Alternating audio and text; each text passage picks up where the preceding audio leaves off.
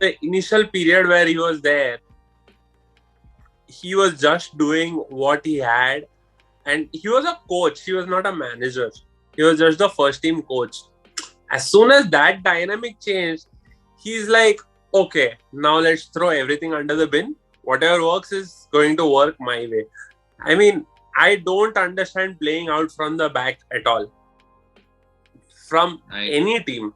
Unless you have like everyone who's a ball player and who can like get into the tight spaces, turn even on those half spaces and or make even that. just have positional awareness for that matter, even just have, like, it's not just about being in an area, it's about being in an area which is easily accessible for a pass. You can't have like a player 5 yards behind you when you're trying to accept a pass from your goalkeeper. Like, that just doesn't work. That doesn't work. And your goalkeeper is also putting you under pressure, right? If you look at City or any other teams that play that type of football, they understand to like pass the ball to someone who's not under immediate pressure. Exactly. That is eventually going to result in a contested ball or a ball that is lost within like a second or two and you don't have time to react. Yep. I mean, if you lose the ball high up the pitch or somewhere midway up the pitch, you still have time to react. But if you like put your ball out to your right back who's already under pressure from their opposition winger, and assuming there is a 50% chance of the winger, taking the ball away, you still have to deal with that threat. Yeah.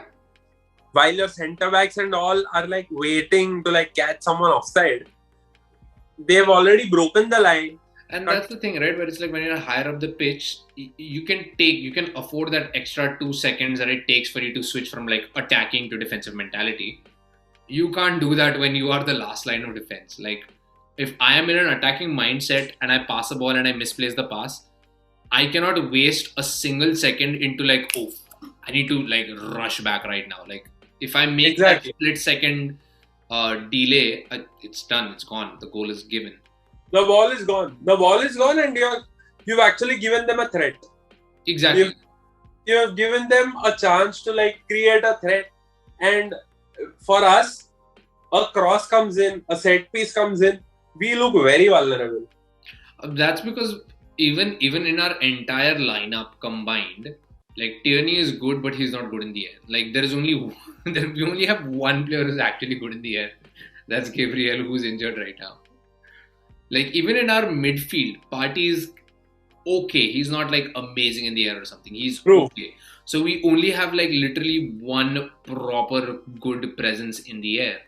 Whereas you look at almost any other club, in fact, I wouldn't even compare us to like top four or stuff. Compared to clubs that are around us, West Ham, Wolves, Leeds, each of those teams has at least 3 people who have some sort of an aerial presence. Not to mention a goalkeeper who's actually willing to come out and grab the ball as opposed to wait for something to happen around him. I completely second that fact. I mean, there's no argument there at all. There is no argument. Zero arguments on that one. Because you can clearly see it. Half of the team doesn't even like get onto headers, let alone winning that header. Half of the team thinks about taking a header after the ball has crossed them. And they're looking at the ball and, okay, it's gone. That's it. They've given up even before the ball approaches. They're like, oh, it's a header. That's not I don't do that. But I think even with White, like, again, White is not great in the air. And that was painfully obvious against Brentford. And if Lukaku starts against Arsenal, I am mortified to think what might happen. You know what? Ben White might not start as well, because Ben White only trained for like a few minutes or something, and he was not seen in the team training bus or something of that sort. But Gabriel isn't fit, is he? Huh? Gabriel isn't fit yet, is he? I thought he was out for like 3 weeks. It's a nightmare that we are looking at tomorrow. I Morning. think it's going to be. I honestly feel he's going to go to a 3 at the back system.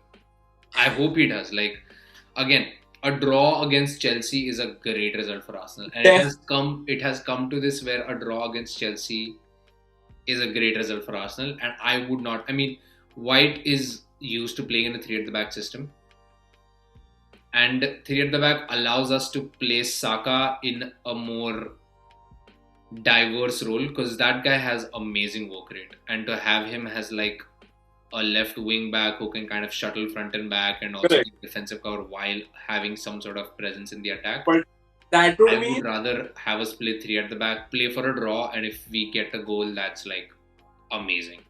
Like, take it.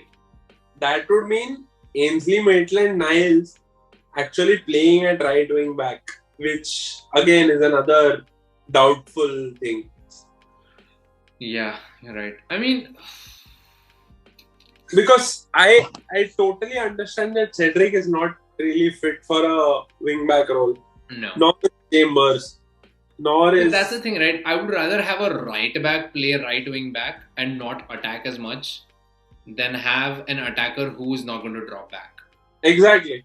Because then ultimately you're just creating the Xhaka situation on the right flank as well. Exactly. So, I mean, if I had the choice, I would probably start like a 3 at the back system. I would go Murray. Obviously, Gabriel isn't fit, so I'd go Pablo Murray, Holding, and Ben White. Holding in the middle, Murray on the left, White on the right. Because Holding can obviously progress forward as well as a CDM, so he's probably very well suited for like that center defender in a 3-man backline.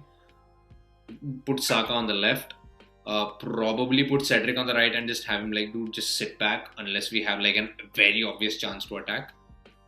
That makes our 5 at the back. Put Sambi Lokonga, Xhaka up there, and get what does that make? I'm still counting in my head. That's 7. 4. That's 5 and 2, 7, right? And then we have 3 more players. So I'd put, I don't know. I mean, Lacazette and Aubameyang are not fit, so I'd probably put Odegaard in the middle, Smith Rowe and Martinelli. Correct. But as like progressive attackers. It's like having a false 9 as well as having your wing backs. Exactly. Because Martinelli he's good with drifting, but he's primarily central. And then Emil Smith Rowe is good. And Emil Smith Rowe and Odegaard, in fact, are good enough to kind of shuttle through all 3 positions in that attacking line. I would think you could play Pepe as your right midfielder, but that'd be fine too. I just don't know whether he's good enough to be able to, because, like I said, with Pepe, he's what, 25, 26 now. He plays like a 21-year-old with potential. Absolutely, which is the criticism at him, and now we don't have a reason to like. Exactly. So I'd rather just start an actual young player than start a player who looks like a young player but has almost no prospects of getting better. And again, push comes to shove, probably bring him in the later, like bring him in after 70 minutes when players are a little bit tired. That way his dribbling can actually make a little bit more impact. So it will be like a false 9 system, but that's what I would risk in this game. Because again, Chelsea, nobody expects us to win. Nobody expects us to even draw. Like, we are walking into this fixture fully expected to lose. Try something different. Try something aggressive. Try something new. See what happens. Give the youth a chance. Have a little bit more defensive stability in there as well at the same time. I mean, are the players going to be used to the system? Probably not. But what system? Like, they don't look like they're used to any system at this point. So why not? I mean, it's become a point where you could like do whatever and still not have results. So might as well do whatever and figure out. Exactly. At least try something different. Try something new. Like, if it works, then who knows? Like, maybe you've cracked something. I thought we would go with a 4-3-1, but that is difficult again. where a three-man midfield would need a definite pivot, which we don't have. Actually, yeah, we don't even need to start. I was just thinking, we don't even need to start Pablo Mari. We can start Tierney as a left centre back. He's played in the position as well. If Tierney and Chambers can play left and right centre backs, Holding plays the actual centre back, we can see whether we can fit Nuno and Bellerin on the flanks. Bellerin is clearly out, right? Bellerin But is clearly out. At the moment, And Tavares, again, like you mentioned, Tavares probably just doesn't have enough time with the first team. I'd much rather have Saka play there. He's also Correct. confident. I mean, the kid is unreal confidence. I wish I had that kind of confidence at 19, man. But yeah, that's going to be a very, very, very interesting match. Interesting for whom is the question, honestly.